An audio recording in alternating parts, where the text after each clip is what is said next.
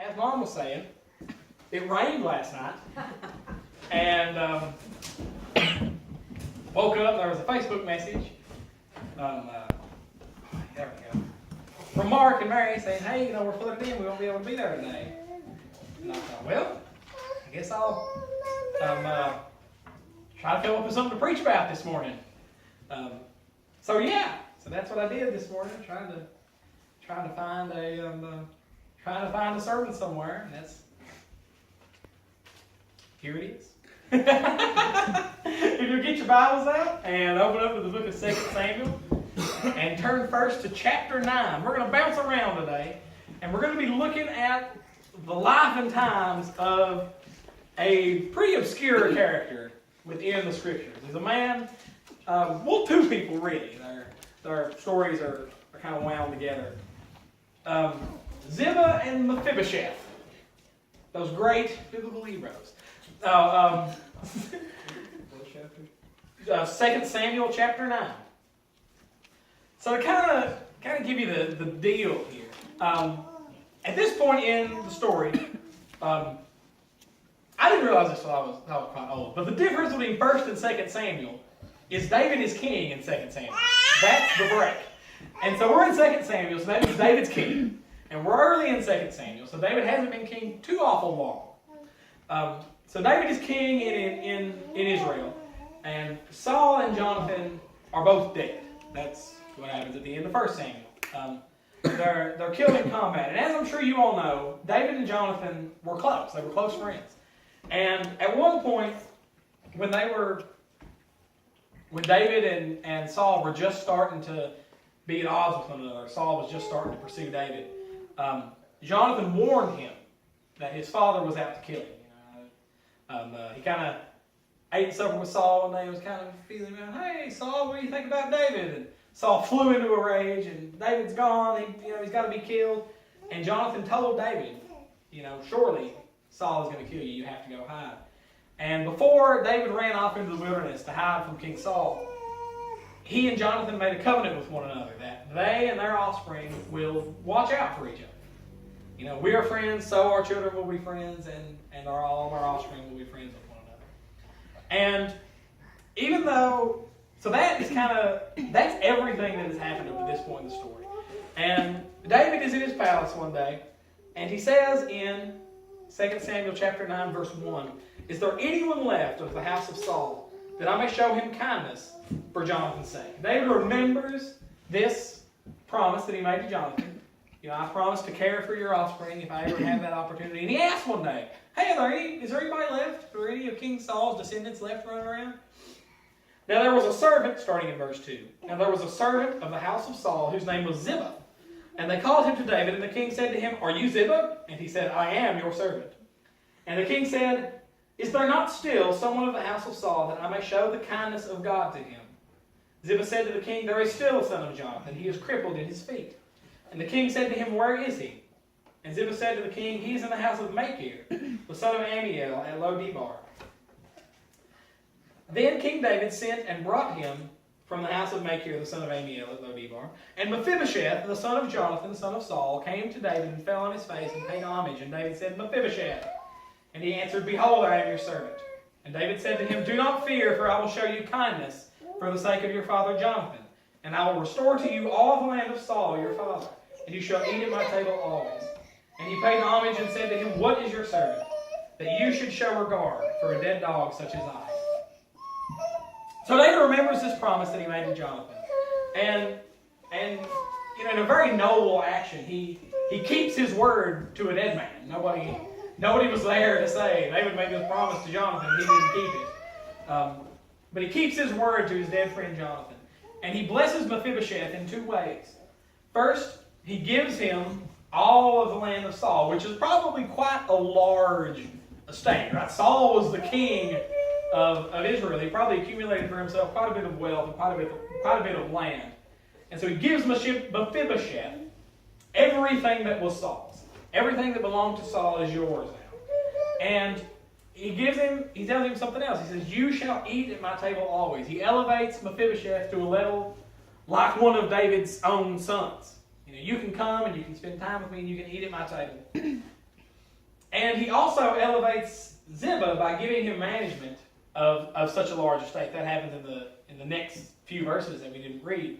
He tells Ziba, because you found Mephibosheth and you are a servant of Saul, then you are going to be over all of this wealth, and you're going to manage it all on behalf of Mephibosheth.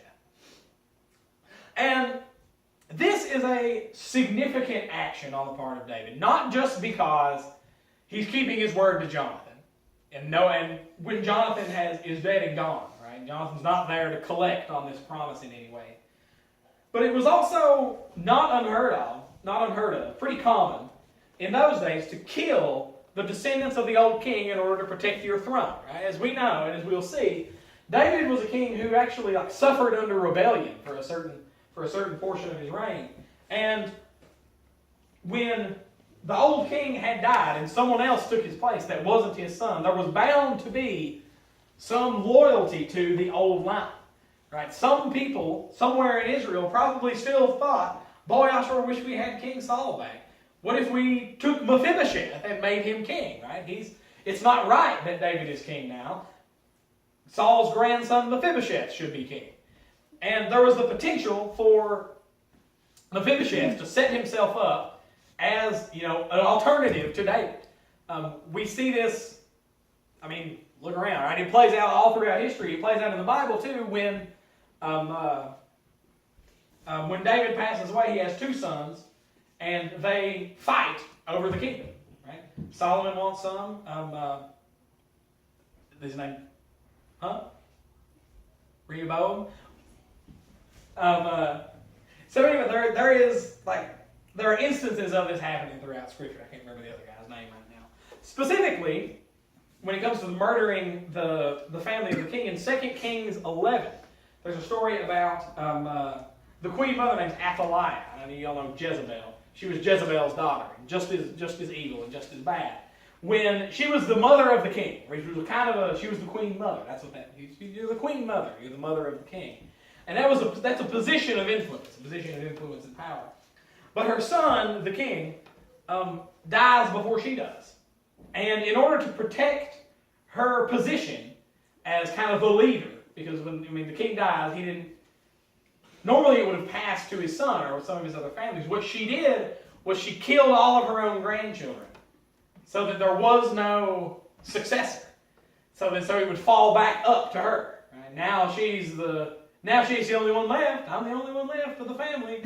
What a coincidence. And she did that to protect her position. Now, one of her grandchildren was hidden, and the high priest kept him away, and that's a whole different story for a whole different day. But the point is, it was a thing that was done. Right? Whenever a man became king to secure his throne, he put the rest of the family to the sword. And that way, there was nobody left to rise up who had a legitimate claim at all. And David could have done a similar thing to Mephibosheth. It would have been terrible and wrong for him to do so. But not so much in the eyes of the people around him. You know what I'm saying? In God's eyes, it would have been a great sin. But to the eyes of the other kings, right, or the other people, well, that's not that bad. That's what kings do, right? You gotta secure your throne. But David doesn't do that. He elevates Mephibosheth up to a place of honor within his kingdom in spite of the risk, and it's a real risk, in spite of the risk that was involved in such an action. Now, we're going to jump forward into the story, and we're going to see that later, we're going to skip some parts, that later, David has a son named Absalom. And there's a lot of history that goes into what happens, but Absalom rebels against David and drives him from Jerusalem. He rises up and boots David out. And this is I talked earlier about how David finds himself embroiled in rebellion. This is it. David's own son rises up and says, I'm going to be king instead of David. David is old and David is weak, and I should be king. We need a young and a strong king to lead Israel. Big mistake, by the way. Big mistake. He forgets that David wore a helmet for a long time before he wore a crown. And his rebellion doesn't last quite as long as he hoped. But before any of this happens, before David, takes his sword in hand and gets Jerusalem back, he's on his way out of Jerusalem. David is leaving Jerusalem in shame. And in chapter 16 I'm just going to read a few verses. Verses 1 through 4. It says, when David had passed a little beyond the summit, Ziba, the servant of Mephibosheth, met him. So he's on his way out of Jerusalem, and here comes Ziba. Oh, it's Ziba. With a couple of donkeys saddled, bearing 200 loaves of bread, 100 bunches of raisins, 100, some food. And the king said to Ziba, why have you brought these? Ziba answers, the donkeys are for the king's household to ride on, and bread and summer fruit for the young men to eat, and wine for those who faint in the wilderness to drink. And the king said, and where is your master's son? And Ziba said to the king, behold, he remains in Jerusalem. For he said, today the house of Israel will give me back the kingdom of my father. So Ziba meets him, and he has these gifts. He says, oh, king, on your way out, to strengthen you on your journey, and while you flee from the evil rebels, here's some food. And by the way, Mephibosheth has stayed in Jerusalem, because his hope is that when the kingdom is in the throes of rebellion, that he can regain the throne. Right? That maybe, since Absalom has driven David out, maybe the people will decide they don't want David, they don't want Absalom either, they want the kingdom of Saul back. Right? So he paints Mephibosheth as this rebel who has been waiting for just such a time, right, to strike, to try to regain his throne and wrestle power back from David's line. And when the king hears this, he says in verse 4, that the king said to Ziba, behold, all that belonged to Mephibosheth is now yours. And Ziba said, I pay homage, and let me ever find favor in your sight, my lord the king. So what Mephibosheth has done, what Ziba has done, is kind of hitched his horse to David's cart. And he says to himself, David is going to defeat Absalom. I imagine that he remembers, he's old enough to remember back when David was a warrior before he was a king. And he says, if Saul spent his whole kingdom, his whole reign trying to kill David and didn't succeed, then no young man is going to usurp and steal his throne. So he hitches his horse to David's cart, and he says, when David comes back, then I will have not just management of this great estate that once belonged to Saul, but ownership of it as well. It will be mine. Everything that was once Saul's is now mine. It's a bold move. It's a big power play, and one that could benefit Ziba quite a bit in the end, right? If he manages to pull this off and hang on to this, he becomes one of the richest men in Israel, just like that. And so this happens, and David listens to this story and of course believes it. He's assaulted on all sides right now. His own son has risen up in opposition to him. It would be easy to believe at that point that Mephibosheth has done the same thing. Right? He is, after all, not your own flesh and blood, and is the flesh and blood of Saul, who spent, as we just said, virtually his entire reign trying to hunt down and kill David. And so that's the story. And what happens is, after that, David eventually wrests control of the kingdom back from his son Absalom, who is killed. And it breaks David's heart, right? Even though Absalom rose up in opposition to him, David still wishes to have seen his son restored to him. But unfortunately, that doesn't happen. And David comes back and regains his throne, the throne inside Jerusalem. And so now we're going to jump forward to 2 Samuel chapter 19, verses 24 and 30. You want to flip back there. And Mephibosheth, starting in verse 24, chapter 19, verse 24. And Mephibosheth, the son of Saul, came down to meet the king. He had neither taken care of his feet, nor trimmed his beard, nor washed his clothes, from the day the king departed until the day he came back in safety. Now this is important. David comes back into Jerusalem, and Mephibosheth shows up. Right? Now, here's Mephibosheth. I'm sure David is thinking to himself, what is he doing here? What is this guy doing? And note his appearance. He had neither taken care of his feet, which I'm sure is a big deal for someone who was lame in his feet, nor trimmed his beard, nor washed his clothes from the day the king departed until the day he came back in safety. It would not have been possible for Mephibosheth to fake this appearance before David. You know what I mean? It's not as if he heard, oh no, David's on his way back into the city, and he real quick grew his beard out so that when David came back, he would see that, oh, Mephibosheth has been in mourning. All these were signs of Mephibosheth's mourning of King David's defeat, of King David's the rebellion that happened against King David. So he demonstrates his grief, and kind of fortunately for him, he did it in such a way that it would have taken him a long time, right? He couldn't have decided 2 weeks ago that it looks like it's not going to happen for me. And as I said, like real quick, grew his beard out and like got filthy, so that it looked like he was mourning the whole time. And so he shows up, and he has all the signs of someone who is genuinely grieving David's absence. And then in 25 and 26, he states his case. When he came to Jerusalem to meet the king said to him, "Why did you not go with me, Mephibosheth? Why didn't you leave Jerusalem when I did?" When David left, all the people who were loyal to him left with him. He answered, "My lord, O king, my servant deceived me. For your servant said to him, I will saddle a donkey for myself, that I may ride on it and go with the king, for your servant is lame."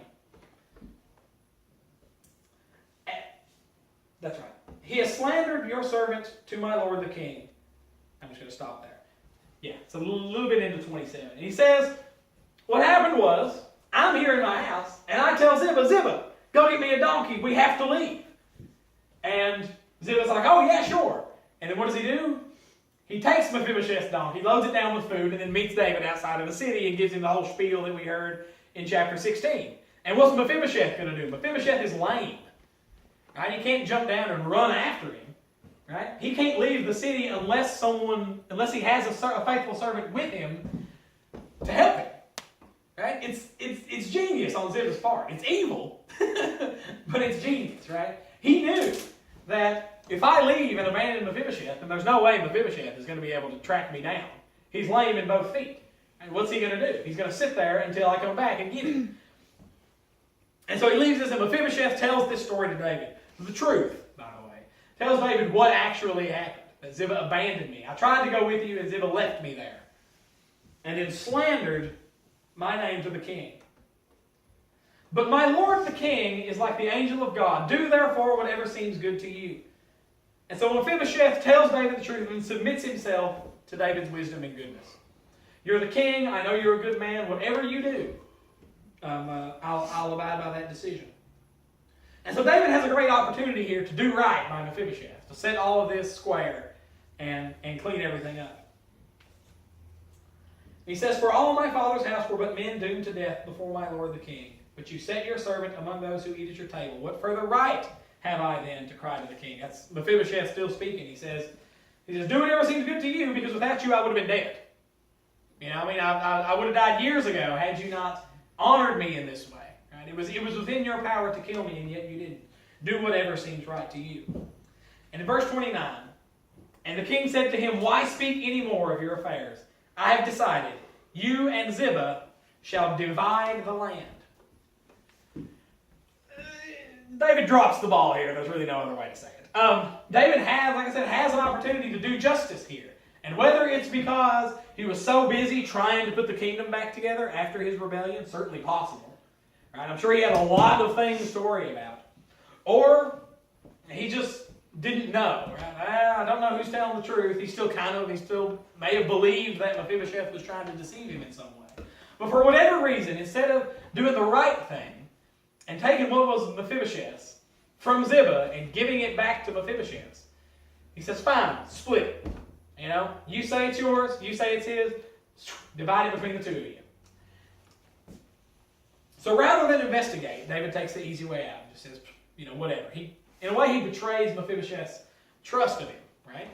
Mephibosheth counted on him. Do whatever seems right to you. I know you're a good and honest man. I know you'll do the right thing here. And David drops the ball and fails Mephibosheth. And in verse 30, Mephibosheth says to the king, "Oh, let him take it all, since my lord the king has come safely home." He says to David, you know what, whatever. Give him all the stuff. I don't care. Because you're back. Right? It is enough to me that my Lord is alive. He valued David and what David had done for him in elevating him to a position of honor in his kingdom, to not just murdering him in cold blood as some of the kings did. He valued that good action on David's behalf so much that David's failure to put things right between him and Ziba didn't even enter his mind, right? He owes his life to David. It's enough to him to see David back and ruling in Jerusalem again. So what do we take from this, right? We can oftentimes find ourselves in Mephibosheth's place. Not directly, right? There are a lot of things that are different about us and Mephibosheth. But there are a lot of things that are sometimes the same. I know there have been times in my life when it felt like God has let me down, right? When I feel like, think I deserve this, I need this, God needs to do this for me, and it doesn't happen. Right? What does it say? The Lord giveth and the Lord taketh away. And the times when He taketh, it is difficult for us to understand why. It's difficult for us to find contentment in those situations. And it's worth noting that David failed Mephibosheth not because he had some greater plan for him, but just because he's a human, because he failed him. God doesn't even do us that poorly, right? Whenever we find ourselves suffering, whenever we find ourselves struggling, God does it for a reason and He does it for a purpose. It's part of His plan to bring good about in our life. Mephibosheth didn't even have that comfort. And yet, how did he react to David? With thankfulness, with thanksgiving. Oh, it's enough for me that my Lord lives. How many times do we find ourselves in difficult situations and we can't say to God, yeah, things are bad now, but it's enough to me that my Lord lives. It's enough to me that Christ is risen and He'll bring me into His kingdom one day. See, we need to practice that kind of focus, that kind of perspective, right? Because there are going to be times when things are difficult and life is hard on us. And we need to be able to say, honestly, not just, oh, it's enough, right? I was reading on, I don't know if you guys know this, but there are books. If you go to a different country, you can buy a book that says, oh, when you go to Japan, this is how people do things in Japan. And it tells you how you don't commit any cultural faux pas. And what's fun is to read the ones in other countries that they give people who are coming to America. Because it shows you things about your country that you never even thought before. And one of the things that they almost always say is, when an American asks you how you are doing, they don't really want to know. They just expect you to say, oh, I'm fine, I'm great, that's good, and just move on. Don't actually tell them how you're doing, because most of them actually don't care. It's just a polite thing to say. And I think a lot of times we kind of like say that to ourselves. We shouldn't speak to God that way. Oh God, this is hard, but it's enough. When we don't need it. And so a lot of times we do say that, right? We're praying to God and we say, oh God, I'm fine. It's okay. But we don't mean it. It's not in your heart. Right? We should strive to be as Mephibosheth. And we should say to God, God, things are hard, but it's enough to me that my Lord lives. And we should mean it. You see, from our heart. So, I think the lesson today is a lesson of contentment. Right? What Paul said. I find a way to be content with much, to be content with nothing, and plenty, and in want. Why? Because Paul's in the same situation. Paul understands that he's a murderer of Christians. Right? And what he deserves is to be murdered. Any Jewish child could have told Paul what the punishment for murder was, according to God's word. It was death. And that's what Paul deserved. But every moment that he had serving the king was a mercy for him. Every moment that he spent here growing the church, every soul that he led to Christ was a mercy for him. Right? And it is for us too. Right? Our sins, they may not be as egregious as Paul's. There may not be any political intrigue that motivates somebody like David to hurt us. But even so, what sin we have is enough to merit death. And every moment we have here, every breath we take is a mercy from God that we don't deserve, right? That we don't earn, we don't need to have. Right? God could, in His justice, strike every one of us now and be done with it. And it would be fair, and it would be just, and it would be right. But He doesn't do that because He loves us and because He's merciful. So I encourage you this week to say that to yourself whenever you find yourself in a difficult situation. It's enough to me that my Lord lives. It's enough to me that I have the pleasure of seeing Him and eating at His table. Let's pray. Dear Lord God, I thank you so much for everything.